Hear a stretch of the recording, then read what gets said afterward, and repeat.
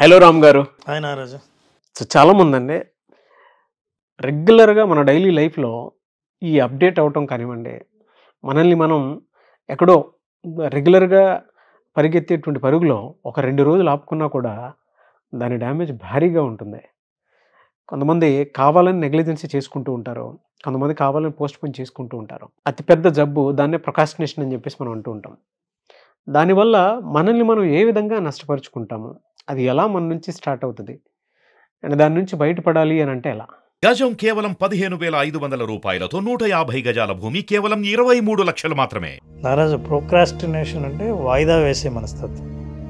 ఏంటి వాయిదా వేస్తారు అంటే, ఒక అవసరమున్న పనిని పక్కన పెట్టి అవసరం లేని పని, మనిషికి సంతోషాన్ని ఇచ్చే ఒక పనిని ఎన్నుకొని తర్వాత చేద్దాంలే అని తనకు తాను సమాధానం చెప్పుకునే సెల్ఫ్ డిస్ట్రక్టివ్ బిహేవియరే ప్రోక్రాస్టినేషన్.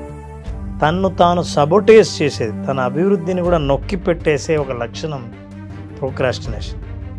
జనరల్గా ప్రోక్రాస్టినేషన్ ఒక బిహేవియర్ అనుకుంటాం, కాదు, it is a behavioural problem. ఈ వాయిదా వేసే మనస్తత్వం ఉన్న వాళ్ళకి అది అలవాటుగా మారి ప్రతి కష్టమైన డెసిషన్ తీసుకోవాల్సి వచ్చిన ప్రతిసారి వాయిదా వేస్తూ ఉంటారు, తప్పించుకుంటారు. ఇది అవాయిడెన్స్ బిహేవియర్. ఎప్పుడైతే ఏదైనా ఒక కష్టమైన పని వచ్చిందో దాన్ని ఫేస్ చేయడం సాధారణంగా చేయాల్సిన పని. ఒక సమస్య వస్తే పరిష్కారం వెతికేంత వరకు సమస్యతో ఉండడం తెలివైన వాడు చేసే పని. సమస్య వచ్చిందంటే సమస్య లోతుల్ని చెక్ చేద్దామని ఫేస్ చేసి పోరాడతాడే సమస్యతో, అట్లాంటి వాడు విజయం పొందుతాడు. కానీ సమస్య వచ్చినప్పుడు దీనంతటా ఇదే పరిష్కారం అవుతుందిలే అని నమ్మి దాని నుంచి తప్పించుకొని అవాయిడ్ చేస్తూ పని చేయకుండా ఉంటే వాళ్ళను ప్రోక్రాస్టినేటర్స్ అంటారు. ఈ ప్రోక్రాస్టినేటింగ్ అలవాటుగా మారితే, అది వ్యసనంగా మారితే, చివరికి జీవితంలో ఏ డెసిషన్స్ తీసుకోకుండా ఆగిపోతే అప్పుడు లైఫ్లో పతనావస్థ అంటే ఎట్లుంటుందో మనిషి చూస్తాడు. తనకు తెలియదు వాయిదా వేస్తున్నాను, ఎందుకంటే రోజులో 10 పనులు ఉంటే 4 పనులు వాయిదా వేస్తాడు, 6 పనులు చేస్తుంటాడు. కానీ ఆ రోజులో చేయవలసిన పనులు ఆ 4 ఉంటాయి. తను ఏమనుకుంటాడంటే, నేను మిగతా 6 పనులు చేశాను కదా, 4 పనులే వాయిదా వేశాను కదా అంటాడు. అంటే జీవితంలో అభివృద్ధికి అవసరమైన అత్యంత ముఖ్యమైన పనుల్ని వాయిదా వేసి తర్వాత చేద్దాంలేని తప్పించుకునే మనస్తత్వం ఉంటే వాళ్ళు ఈ అవస్థ చేరుకుంటారు.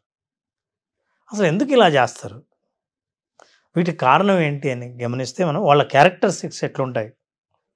వీళ్ళు ఏంటంటే, ముందుగా ప్రతిదీ వాయిదా వేసేట వాళ్ళకి టైం మేనేజ్మెంట్ చాలా పూర్గా ఉంటుంది. వాళ్ళకి ఏ టైంకి ఏం చేయాలి, ఇది పూర్తి చేయాలి, ఇది అయిపోయిన తర్వాత ఇది చేయాలన్న ప్లానింగ్ లైఫ్లో ఉండదు.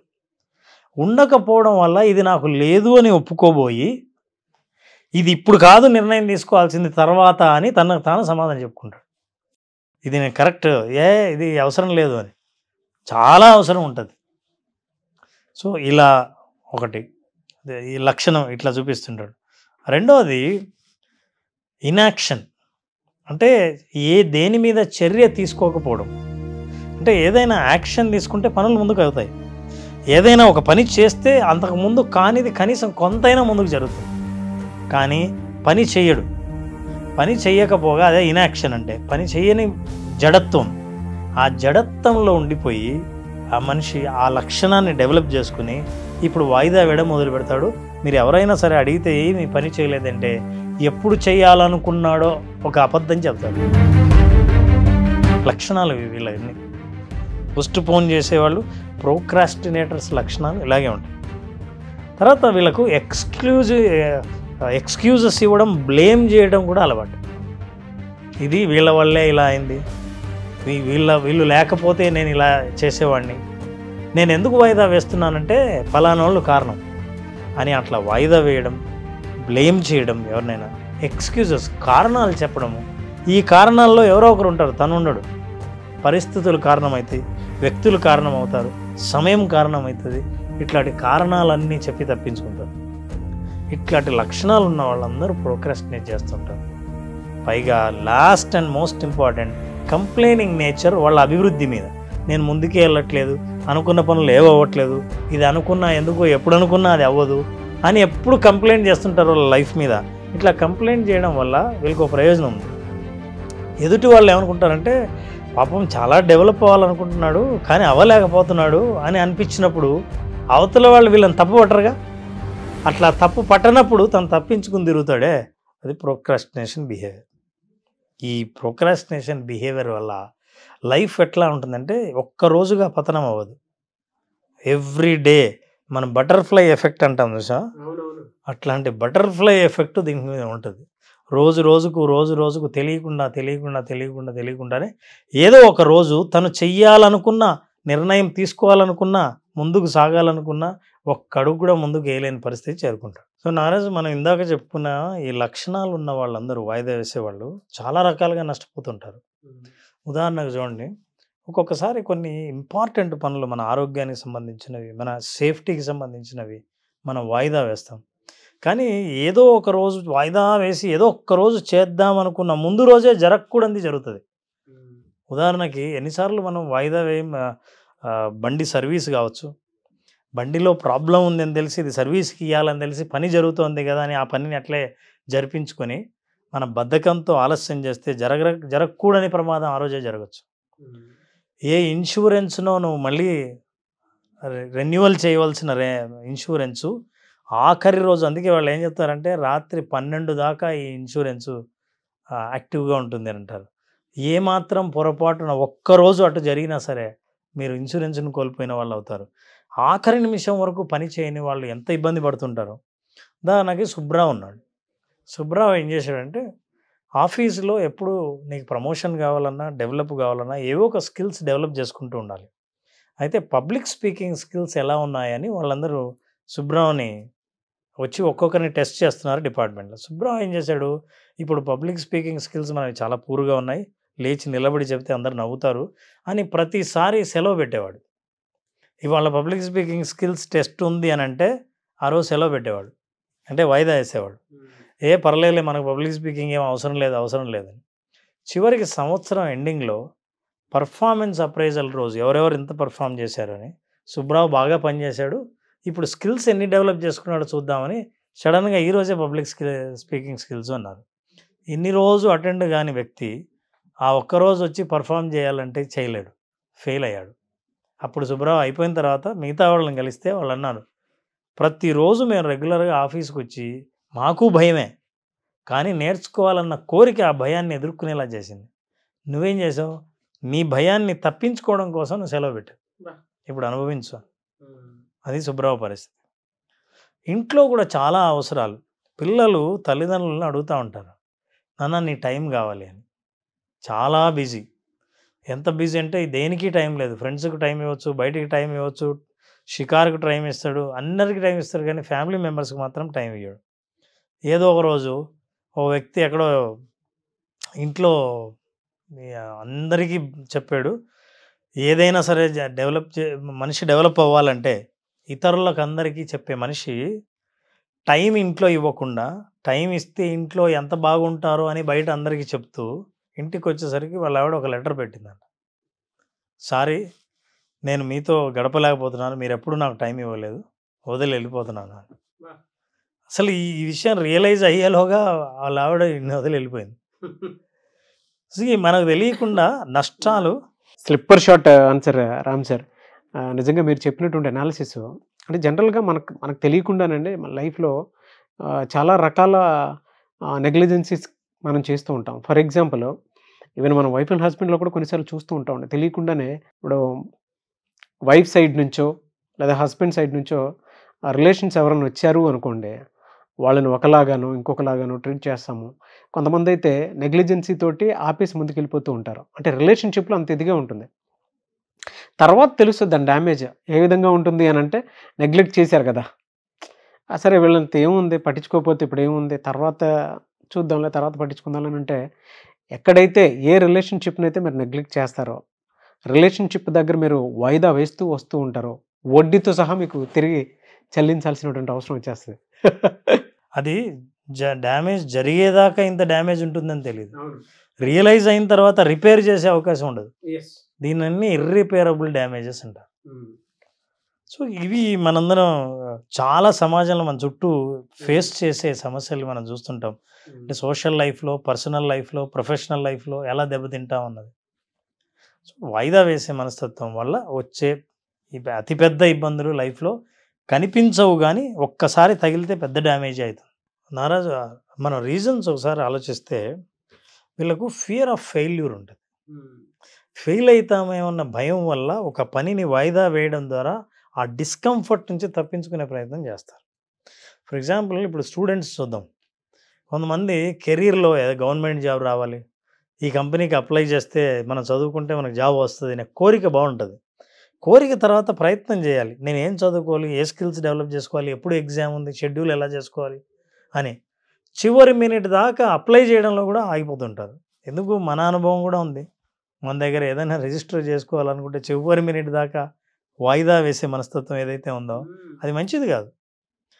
సో ఇది కెరీర్లో కూడా చాలామంది దెబ్బతిని ఫ్యూచర్లో చాలాసార్లు నేను చేసిన ఈ తప్పు వల్ల జీవితంలో వచ్చే ఒకే ఒక అవకాశాన్ని కోల్పోయానన్న బాధపడాల్సి వస్తుంది. సో ఈ ఫియర్ ఆఫ్ ఫెయిల్యూర్ వల్ల. రెండవది పర్ఫెక్షనిజం. అంటే పర్ఫెక్ట్గా చేయలేనేమో, చూద్దాంలే, పర్ఫెక్ట్గా చేస్తేనే బాగుంటుంది కదా, అందరూ పర్ఫెక్ట్గా చేస్తుంటారేమో, ఈ ఆలోచనలు ఉన్న వాళ్ళు కూడా ఎప్పుడు వాయిదా వేస్తుంటారు. మనం చేసేదానికంటే ఇతరులు చేసేదే పర్ఫెక్ట్గా ఉంటుందేమో అనుకోవడం వల్ల కూడా ఈ పర్ఫెక్షనిజం అనేది ఒక జబ్బు. సో వీళ్ళు కూడా వాయిదా వేస్తుంటారు. సరిగ్గా టైం మేనేజ్ చేయలేని వాళ్ళు, సెల్ఫ్ రెగ్యులేషన్ లేని వాళ్ళు, ప్రతిదానికి భయపడేవాళ్ళు, ఒక నిర్ణయం తీసుకొని ఒక స్టెప్ వేద్దామంటే భయపడేవాళ్ళు. ఈ రీజన్స్ కారణంగా ప్రోక్రాస్టినేషన్ వాయిదా పడుతూ ఉంటుంది. సో ఈ రీజన్స్ నుంచి బయటపడాలి. ఇది పడితే తప్ప మనం అనుకున్న గోల్ సాధించలేం, మనం అనుకున్న చోటుకి వెళ్ళలేం, మనం అనుకున్న ఫలితాలు మనం పొందలేం. అయినా సరే ఈ వాయిదా మనస్తత్వం మనిషిని లాగుతూ ఉంటుంది. బలంగా గట్టిగా నిర్ణయించుకొని తన్ను తాను కొన్ని బిహేవియర్స్ అడాప్ట్ చేసుకుంటే తప్ప దీని నుంచి బయటపడడం కష్టం. నారాజు, దీని నుంచి బయటపడాలంటే వాళ్ళు యాక్చువల్గా క్లియర్ గోల్స్ సెట్ చేసుకోవాలి. గోల్స్ క్లియర్గా ఉన్నప్పుడు నాకు ఏది ఇంపార్టెంటో ఏది ఇంపార్టెంట్ కాదో తెలుస్తుంది. అలా నా గోల్ ఏదో నాకే తెలియనప్పుడు నేనేదో ప్రయత్నిస్తున్నాను, అప్లై చేస్తున్నాను, వాళ్ళందరూ అక్కడికి వెళ్తున్నారు, నేను అక్కడికి వెళ్ళాలి, వద్దులే అది మనకు సరిపోయేటట్లేదు, ఇట్లా క్లారిటీ లేని గోల్స్లో ఏ నిర్ణయం తీసుకోలేదు. So you have to set clear goals. తర్వాత వాయిదా వేసే మనస్తత్వానికి రూట్ కాజ్ను వెతకాలి. అసలు ఎందుకు వాయిదా వేస్తున్నాను ప్రతిసారి? నేను డాక్టర్ దగ్గరికి వెళ్ళాలి, నీకు రిపోర్ట్ వచ్చింది, నీ ఆరోగ్యం బాగలేదు, బీపీ ఎక్కువ ఉందని, లేదా బ్లడ్ రిపోర్ట్లో తేడా చూపించారు, ఇది తీసుకెళ్ళి డాక్టర్కి చూపించాలంటే భయం, ఏం చెబుతాడో అని. ఇది ఒక పెద్ద జబ్బు. చివరికి ఏం చెబుతాడో అంటే ఆయనతో చెప్పించుకోకుంటే నీ జబ్బు బాగా అవుతుందా? మీరు ఇలా చెప్తుంటే సార్, అంటే నా ప్రీవియస్ ఎక్స్పీరియన్స్ కూడా ఒకటి గుర్తొస్తుందండి. అంటే మేము కాంపిటేటివ్ ఎగ్జామ్స్ రాసేటప్పుడు ఏ విధంగా ఉండేదనంటే, ఫస్టే అప్లై చేసేస్తే సెంటర్స్ ఎక్కడెక్కడికో వచ్చేస్తాయేమో అని చెప్పేసి కొంత పోస్ట్ పోన్ చేసుకునేలాగా చేసుకునేటువంటి వాళ్ళం. అంటే అదొక రకమైనటువంటి ఇదైతే పోస్ట్ పోన్ అయితే, కొంతమంది అంటే మా దగ్గర కొన్నిసార్లు డబ్బులు కూడా ఉండేవి కాదు సార్. అప్లికేషన్ ఫీకి ఒక 500 అట్లా పే చేసుకోవాల్సినటువంటి అవసరం ఉండేది, అంటే కాంపిటేటివ్ ఎగ్జామ్స్కి సంబంధించినటువంటి వాళ్ళు. సరే తర్వాత చేసుకుందాం, ఎల్లుండి చేసుకుందాం అనేటువంటి మోడ్లో ఉండేవాళ్ళం.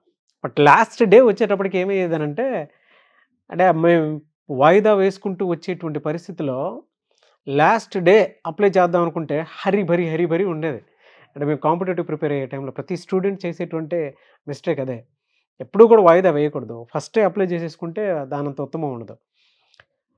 ఆ రోజుకి ఏమయ్యేదంటే ఆన్లైన్లో అప్లోడ్ చేసేసి డీటెయిల్స్ అన్నీ ఇచ్చేసి అప్లోడ్ చేద్దాం అనుకుంటే సిగ్నేచర్ స్కాన్ అవ్వకో, ఫోటో అప్లోడ్ అవ్వకో, లేదంటే కొన్నిసార్లు తెలియకుండానే ఆ డీటెయిల్స్ అంటే పార్ట్ 1, 2, 3, 4 లాగా అలా ఉంటాయన్నమాట. అంటే స్టెప్ 1, 2, 3, 4 వాటిలో ఏదో ఒకటి ఫెయిల్ అవటము సర్వర్ ప్రాబ్లం వల్ల మళ్ళీ మేము రిటర్న్ చేసుకోవాల్సినటువంటి పరిస్థితి. అండ్ ఇందులో పెద్ద మిస్టేక్ ఏంటంటే సార్, ఒకవేళ అప్లికేషన్లో సిగ్నేచర్ కానీ ఫోటో కానీ అప్లోడ్ అవ్వలేదనుకోండి, ఇంకా ఆ ఇయర్తో ఆ ఎగ్జామ్ పోయినట్టే. మళ్ళీ దానికోసం 1 year వెయిట్ చేయాల్సినటువంటి పరిస్థితి. సో జీవితంలో మనకు వచ్చేటువంటి పరీక్షలు కానివ్వండి, ఇంకేదైనా కానివ్వండి, ఎంత ఇన్స్టెంట్గా దాని రిజల్ట్ చూసుకుంటే మంచిది. లేదంటే మళ్ళీ సంవత్సరం స్టూడెంట్ జీవితంలో ఏ విధంగా అయితే మనం చూస్తామో అటువంటి అంటే ఒక వాయిదా వల్ల సంవత్సర కాలం పాటు నష్టాన్ని మనం మోయాల్సినటువంటి పరిస్థితి వచ్చేస్తుంది. ఇంకా మళ్ళీ ఛాన్స్ ట్రై చేద్దాం అనుకుంటే కూడా అవకాశం లేదు. ప్రొకాస్టినేషన్కి సంబంధించిన టాపిక్ చెప్పేటప్పుడు సార్, నాకు మీకు చెప్పాను కదా కాంపిటేటివ్ ఎగ్జామ్స్కి సంబంధించి ఇలా ఉండేదని చెప్పేసి. నాకు ఈ రోజుకి సార్ టాపిక్ అది కాకపోయినా సరే మెమరీస్ అన్నీ ఒకసారి మీరు మాట్లాడేటప్పుడు కంటి ముందు అలా కనిపించాయి కాబట్టి చెప్తున్నాను. లైఫ్లో ఎవరికీ తెలియనటువంటి ఒక ఇన్సిడెంట్, మేమేదో కష్టపడి సంవత్సర కాలం మొత్తం చదివి దాని మీద ప్రిపరేషన్ తోటి ఉండే అప్లై చేసుకొని ఎగ్జామ్ హాల్కి వెళ్తే కొన్ని ఎగ్జామ్ సెంటర్ల దగ్గర దారుణమైనటువంటి రిజెక్షన్స్ మనం ఫేస్ చేస్తూ ఉంటాం. అంటే నా లైఫ్లో నేను నష్టపోయినటువంటి ఒక విషయం చెప్తున్నాను. ఈరోజు అంటే నేను మీ ముందు కూర్చున్నాను, ఆడియన్స్ ముందు కూర్చొని ఇలా మాట్లాడగలుగుతున్నాను. కానీ సార్ నేను ఎగ్జామ్ హాల్కి వెళ్తే నా Aadhaar card, pan card original తీసుకుని వెళ్ళినా ఇది నువ్వు కాదు అని చెప్పేసి రిజెక్ట్ చేసేసి బయటికి పంపించేసిన సందర్భాలు. ఆ రోజు సార్ అసలు నాకు ఇప్పటికీ గుర్తించుకుంటే చాలా ఎమోషనల్ అయిపోతాను. అలాంటి ఇన్సిడెంట్ అది. నాకు ఎగ్జామ్ హాల్లో బతిలాడుకున్నా కూడా నన్ను పంపించలేదు లోపలికి పంపించకపోతే రకరకాలుగా ట్రై చేశాను. నీది ఇది కాదు, నువ్వు ఒరిజినల్ కావు ఇవి అని చెప్పేసి పంపించేటప్పటికి ఆధార్ కార్డ్, పాన్ కార్డ్ చూసి కూడా సరే హైదరాబాద్లో నడి రోడ్డు మీద హైటెక్ సిటీలో అంటే ఐటీ సెంటర్స్లో పెట్టేవాళ్ళు మాకు ఎగ్జామ్స్. అది నడి రోడ్డు మీద నడుచుకుంటూ ఏం చేయాలో అర్థం కాక ఏడ్చుకుంటూ కూర్చుండిపోయాను. ఎవరిని బ్లేమ్ చేయాలో అర్థం కాని పరిస్థితి. అటువైపు చూస్తేనేమో వాడి మీద కోపం విపరీతమైనటువంటి, అంటే చంపేయాలన్నంత కోపం, చిరాకు, తర్వాత నా ఫ్యూచర్ ఏంటనే దాని మీద అవగాహన లేకుండా పోయేంత పరిస్థితికి వచ్చింది. ఇవాళంటే మీకు కనిపిస్తున్నాను కానీ ఒక స్టూడెంట్ చాలా దారుణంగా ఉంటుంది సార్. అసలు ఒకసారి అంటే మీరు ఇది కాదు, మీ ఐడెంటిటీలో ఇది కాదు అని అంటే ఎక్కడికి వెళ్ళి చెప్పుకోవాలో కూడా తెలియదు. ఇది నా లైఫ్లో నేను ఫేస్ చేశాను. వాళ్ళ టాపిక్ ఇది కాకపోయినా ఇది వచ్చింది కాబట్టి, సమయం సందర్భం వచ్చింది కాబట్టి చెప్తున్నాను. నా ఫ్రెండ్స్కే తెలిసేది. నా ఫ్రెండ్స్ ఎవరైతే త్రినాథ్ అని, దాంతోపాటు సీను అండ్ కొంతమంది ఉన్నారు, వాళ్ళకి మాత్రమే తెలిసేది. ఈ టాపిక్లో మనం మాట్లాడుకునే దాంట్లో ఆ స్టూడెంట్ ఏజ్ గురించి మొత్తం అనుకునేటప్పుడు గుర్తొస్తుంది. అందుకే చెప్పుకుంటున్నాను. సో మనకు ఇట్లా ఇది పాటించడం వల్ల ఒక్కోసారి ఏంటంటే మనం మళ్ళీ తర్వాత ఏం చేసుకోవచ్చు అన్న టైం గ్యాప్ మనకు దొరుకుతుంది. ప్లాన్డ్ లైఫ్ ఏదైనా సరే ఇట్లాంటి పరిస్థితి వేరే ఎవరికైనా వచ్చి ఆ తర్వాత టైం లేదనుకో, ఏమీ చేయలేదు అనుకున్నాం, ఇంకా చేతులు ఎత్తేస్తే ఆశ కోల్పోతారుగా. కొన్నిసార్లు సార్ అంటే ఎలా టాపిక్ నడుస్తుంది కాబట్టి చెప్తున్నాను, మన దగ్గర అన్నీ ఉన్నా మన చుట్టుపక్కల ఉండేటువంటి అనుకూలించాలనేటువంటి ఇది కూడా లేదు. నాకు ఈ పెయిన్ ఉంది కాబట్టి నేను చెప్తున్నాను. కానీ సార్ స్టూడెంట్స్ ఎంత దారుణమైనటువంటి రిజెక్షన్స్ ఫేస్ చేస్తూ ఉంటారంటే సార్, హరీభరీగా ఎగ్జామ్ సెంటర్స్కి వెళ్ళిన తర్వాత కొంతమంది ముందే వెళ్ళినా కూడా ఎగ్జామ్ సెంటర్స్ దగ్గర ఇన్విజిలేటర్స్ చేసేటువంటి, అంటే లోపలికి ఎగ్జామ్ హాల్లోకి పంపించేటప్పుడు పాన్ కార్డు మీది కాదు, ఆధార్ కార్డు మీది కాదు, వాళ్ళ జీవితాన్ని నాశనం చేసేస్తున్నారు చాలామంది. నిజంగా చాలామంది స్టూడెంట్స్ సార్, చాలామంది వాళ్ళకి అసలు తెలుసు, కొంతమందికి అయితే అవగాహన లేనటువంటి ఇన్విజిలేటర్స్ని అక్కడ పెట్టి స్టూడెంట్ జీవితాలు నాశనం చేసేస్తున్నారు సార్. నేను అది ఫేస్ చేశాను కాబట్టి ఈ రోజుకి నాకు అది చాలా పెద్ద ఇన్సిడెంట్ సార్. అందుకే నేను ఈ ఫీల్డ్కి వచ్చిన తర్వాత మేబీ లక్కీగా మీరు నేను ఇక్కడ కూర్చొని మాట్లాడుకుంటున్నాం. సో ఆ ఇన్సిడెంట్ నా పాస్ట్లో జరిగింది, ఏదో నా అలా రాసి పెట్టుంది అనుకొని ఇదేను. కానీ బట్ ఆ టైంలో నేను ఏ సూసైడ్ చూసుకోకుండా ఇక్కడ దాకా వచ్చాను అని అంటే నేను తీసుకోగలిగాను. బట్ నాకులాగా అందరు స్టూడెంట్స్ ఉండాలనైతే లేదు. జనరల్గా చెప్తున్నాను. Saddest part in my life sir. అది చాలా సాడ్ పార్ట్. అది ప్రతి స్టూడెంట్ సార్, అది చదువుకున్న ప్రతి స్టూడెంట్ నువ్వు ఇది కాదు, ఐడెంటిటీ నీది కాదని చెప్పేసి బయటికి పంపించేస్తే దారుణమైనటువంటి రిజెక్షన్స్ ఫేస్ చేస్తారు. ఎగ్జామ్ హాల్ దగ్గర అటువంటి చెత్త కొన్ని చూస్తూ ఉంటాం మనం. నిజంగా నా లైఫ్లో జరిగింది కాబట్టి చెప్తున్నాను సార్. అందుకే నేను వీడియోస్ చేసేటప్పుడు కూడా ఎవరు కూడా కుంగిపోవాల్సినటువంటి అవసరం లేదనేటువంటి ఉద్దేశంతో నేను స్టూడెంట్స్కి కావాల్సినటువంటి యూత్ ప్రోగ్రామ్సే, అది కూడా ఇన్స్పైరింగ్ ప్రోగ్రామ్స్ చేస్తుంటాను. లేదంటే ఫ్యామిలీలో అంటే ఒక బ్యూటిఫుల్ కల్చర్ డెవలప్ అవ్వడానికి ఏం చేస్తే బెటర్గా ఉంటుందో అవి ఒకటి చేస్తూ ఉంటాను. వాటి మీద ఎక్కువ ఫోకస్ చేస్తాను. అందులోనే బిజినెస్ ఏదైనా సరే, అవి దాటి వేరే దాని మీద ఏ బిజినెస్ చేయాలనుకున్నా కూడా ఈ కంటెంట్ని దాటి నేను ఎక్కడికి వెళ్ళను. నాకు యూత్, ఫ్యామిలీ ఈ రెండిట్లో నేను ఆ ఇన్స్పైరింగ్ క్వాలిటీని ఎక్కువగా చూసుకుంటూ ఉంటాను. ఎప్పుడు యూత్ చూసినా ఒక్కొక్క ఇన్స్పిరేషన్ లాను, లేదంటే వాళ్ళకి బెస్ట్ కంటెంట్ ఇవ్వాలనేటువంటి, లేట్ అయినా సరే మీరు నేను చేసేటప్పుడు కూడా సరే లేట్ అయినా పర్లేదు, ద బెస్ట్ అవుట్పుట్ ఇద్దాం.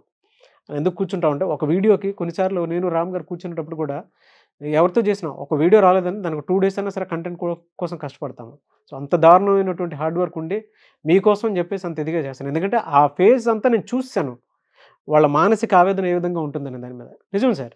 పోనీ ఇప్పుడు మంచి పరిస్థితిలో ఉన్నావు కాబట్టి అది కేవలం జ్ఞాపకంలానే గుర్తు రావడం మంచిది. అవును సార్. మీరు చెప్పినట్టు జీవితకాలం స్కోప్ ఉన్నటువంటి ఏరియా, అందుకే చూస్ చేసుకున్నాను ఇది. అందుకే ఈరోజు స్టూడెంట్ కమ్యూనిటీ ఇబ్బందుల్ని అర్థం చేసుకొని వాళ్ళతో కనెక్ట్ కాగలుగుతున్నాం. ఒకటే ఏంటంటే you need to have a structured schedule. అసలు మనిషికి లక్ష్యం ఉందా, గోల్ ఉందా, ఇందాక మాట్లాడుకున్నాం. అసలు ఏది ముఖ్యమైనది నీ జీవితంలో, సో ముఖ్యమైన వాటి మీద మిగతావి పక్కన పెట్టి దీని మీద నిర్ణయం తీసుకోవాలని నువ్వు ఖచ్చితంగా నిర్ణయాలు తీసుకోవాల్సి చేయడం అన్నది ఒకటి. అంటే కష్టమైన, ఇబ్బంది అయినా, డిస్కంఫర్ట్ ఉన్నా సరే దాన్ని ఫేస్ చేయాలి. సో దాంతో ఒక డెసిషన్ తీసుకుంటాం, ఒక పని చేస్తాం. పనిని ఒకసారి వాయిదా వేయచ్చు ఇతర కారణం వల్ల, కానీ వాయిదా వేయడమే అలవాటుగా మారితే మాత్రం ప్రమాదాన్ని కొని తెచ్చుకున్నట్టే. తెలుగులో ఒక పదం ఉంది నారాధ, స్వయంకృతాపరాధం అని. ఈ ప్రోక్రాస్టినేటర్స్ అందరూ ఎదుర్కొనే ఈ పదం ఏంటంటే స్వయంకృతాపరాధం. అవును సార్. అంటే ప్రొకాస్టినేషన్ అనేది అతిపెద్ద డేంజర్ అండి. అసలు పొరపాటును కూడా దేన్ని మీరు నెగ్లెక్ట్ చేయొద్దు. ఈవెన్ ఈరోజు రామ్ గారి క్లాస్ ఉందనంటే వీడియో చూసిన వెంటనే క్లాస్కి అటెండ్ అవ్వండి. దానివల్ల మీకే బెనిఫిట్ ఉంటుంది. అంటే తెలియకుండానే చాలా విషయాలు మనం నేర్చుకుంటాము, మన మైండ్ని ఆ విధంగా ట్యూన్ చేసుకుంటాము. చూసింది ఆ తర్వాత ఎప్పుడైనా అటెండ్ అవుదాం ఆ ఆలోచనలు అట్లా పెట్టుకోవద్దు. ఏదైనా మంచి జరుగుతుంది అనుకున్నప్పుడు క్విక్ రెస్పాన్స్ అనేది డెఫినెట్గా ఉండాలి. ఆ క్విక్ రెస్పాన్స్ ఎప్పుడైతే ఉంటుందో మీ లైఫ్లో మీకు తెలియకుండా ది బెస్ట్ చేంజ్ చూస్తారు మీరు. తర్వాత స్ట్రక్చర్డ్ టైం లైన్స్ ఉండాలి. ఏదైనా సరే నేను ఈ టైంలో ఇది అయిపోయి చేయాలని అనుకుంటే నేను ఏమేం చేయాలి, ఎప్పుడు ఏ కోర్స్ అయిపోయి చేయాలి, ఎప్పుడు ఏ డెసిషన్ తీసుకోవాలి, ఎప్పుడు ఏ బిల్లు కట్టాలి, ఎప్పుడు నేను డెడ్ లైన్గా మార్చుకోవాలి, ఇవన్నీ ఖచ్చితంగా స్ట్రక్చర్డ్ టైం లైన్స్ నుండి ఆ టైం లైన్స్లోంచి చేయాలి. ఒకవేళ చెయ్యలేకపోయావు అనుకో, నీకు ఇబ్బంది అనుకో, take support but don't stop. ఆగిపోకు, ఇతరుల సలహా తీసుకో. ఇంకా జీవితంలో ఇంకా ముఖ్యమైనది నువ్వు మాత్రమే డెసిషన్ తీసుకోవాలి, ఇంకెవరు చేయలేరంటే టేక్ ప్రొఫెషనల్ హెల్ప్. ఇది ఎలా చేయాలి, చేస్తే ఎలా బాగుంటుంది, ఎవరు చేశారు, సక్సెస్ అయిన వాళ్ళు ఎలా చేస్తారు అని ఒక మనిషి దగ్గరుండి నీకు హెల్ప్ చేసే ప్రొఫెషనల్ హెల్ప్ తీసుకో. So that is how we can come out from procrastination. ఈ జబ్బు మన ఆరోగ్యాన్ని, మన కుటుంబాన్ని, మన జీవితాన్ని దెబ్బ తీయకముందే బయటపడాలంటే ఈ జాగ్రత్తలు పాటిస్తే ఖచ్చితంగా ఈ ప్రోక్రాస్టినేషన్కి మనం బలయ్యే ఛాన్సే లేదు అనుకుంటూ ఉన్నా. అంటే ఇది చాలా పెద్ద టాపిక్ సార్. ఇది దీనివల్ల జీవితాలు కూలిపోయినవి ఉన్నాయి, బాగుపడిన సందర్భాలు అయితే చాలా తక్కువ చూస్తాం అనుకోండి ఇది ఇలా చేయటం వల్ల. బట్ మీకు ఏదైనా ప్రొకాస్టినేషన్ ఎందుకు వస్తుంది అని అంటే కొంతమందికి ఫోబియా వల్ల వస్తుంది, కొంతమందికి నెగ్లిజెన్సీ వల్ల వస్తుంది. ఫోబియా కనుక ఉంది అని అంటే రామ్ గారి క్లాస్ కనుక మీరు ఇన్స్టెంట్గా ఉండి అటెండ్ అయినా కూడా మీకు డెఫినెట్గా ఒక క్లారిటీ వస్తుంది. లేదు తర్వాత ఎప్పుడైనా చూద్దాం అనుకునేటువంటి మోడ్లో ఉన్నప్పుడు మీకు తెలియకుండానేమో మీ జీవితాన్ని మీరు ఎంత నష్టం చేసుకుంటారు అని అంటే, నేను చెప్తున్నాను కదా, కొన్నిసార్లు అదృష్టం బాగోక రివర్స్ తిరుగుతూ ఉంటాయి మనకి. మనం చేసేదే ప్రొకాస్టినేషన్. ఒకవేళ కొన్నిసార్లు మనం అంత పర్ఫెక్ట్గా ఉన్నా కూడా అదృష్టం రాలేదు అని అంటే, నేను చెప్పాను కదా సార్, నాకు ఇప్పటికే 8 లీటర్ చేసినటువంటి పనికి విపరీతమైనటువంటి కోపం వచ్చేస్తుంది నాకు ఒక్కొక్కసారి. అంటే తీసుకోలేము. ఎలా అంటే అన్నీ ఒకే రకంగా కలిసి రావాలంటే ఉద్దేశం లేదు. ఈరోజు అంటే మీరు నేను కూర్చొని మాట్లాడుకుంటున్నాం, కానీ అదృష్టం బాగుండే ఒకవేళ అదృష్టం లేదనంటే నా పరిస్థితి ఏంటి సార్ అసలు? అంటే ఇన్ని వీడియోస్ మనం చేసుకుంటూ కూర్చున్నటువంటి అవకాశం వచ్చేదా? ఆ రోజుల్లో మెంటల్లీ కొంచెం స్ట్రాంగ్గా ఉన్నాను కాబట్టి ఇదంతా మాట్లాడుకోగలుగుతున్నాను. అందరికీ అవకాశం ఉండాలని కూడా లేదు అసలు. కానీ ఏం జరిగినా మన మంచికి అన్నట్టు. అవును అవును. అప్పుడు చాలా బాధగా ఉండి ఉంటుంది, నో డౌట్ అబౌట్ ఇట్. నీ అదృష్టం కొద్దీ నీకు ఆప్షన్ ఉంది కాబట్టి ఇక్కడ కనిపించావు నారా. ఏ ఆప్షన్ లేని వాళ్ళు, ఆప్షన్ ఎత్తుక్కోవాల్సిన వాళ్ళు, నమ్మకం లేని వాళ్ళు చాలా దెబ్బతింటారు. బట్ ఈ వీడియోలో ఇన్సిడెంట్ ఎట్లాగో తెలియకుండా వచ్చింది కాబట్టి చెప్తుంది సార్. నా ఫ్రెండ్స్ ఎవరైతే గౌతమ్ కానివ్వండి, త్రినాథ్ కానివ్వండి, సేను కానివ్వండి, Ravi, I'd like to say special thanks. ఎందుకంటే మనస్ఫూర్తిగా చెప్తాను, ఆ టైంలో నాతో వాళ్ళు మాత్రమే ఉన్నారు సార్. వాళ్ళు మాత్రమే ఉండే కొండంత ధైర్యం ఇచ్చారు కాబట్టి నేను ఇవాళ కూర్చొని మాట్లాడగలుగుతున్నాను. అవకాశం వచ్చింది కాబట్టి చెప్తున్నాను. నాకులాగా జరిగినటువంటి విషయాలు చాలామందికి ఉన్నాయి. చాలా లైఫ్లో ఫేస్ చేసినటువంటి వాళ్ళు మాత్రం చాలామంది ఉన్నారు. అంత ఈజీ అయితే కాదు సార్. మేము హాస్టల్లో ఉండేటప్పుడు హాస్టల్ ఫీజు కట్టుకోవడానికే డబ్బులు లేవు మాకు. మేము అంత దారుణమైనటువంటి పరిస్థితిలో ఉండేవాళ్ళం ఆ టైంలో. అంటే ఇవాళ కనిపిస్తున్నాను కాబట్టి ఇది వేరే విషయం. అలాంటిది ఒక్కొక్క ఎగ్జామ్కి బయట ఎవరో వెళ్ళనివ్వట్లేదు, ఇలా జరిగింది, మళ్ళీ 1 year వెయిట్ చేయాలని అంటే ఎంత దారుణమైనటువంటి పరిస్థితి.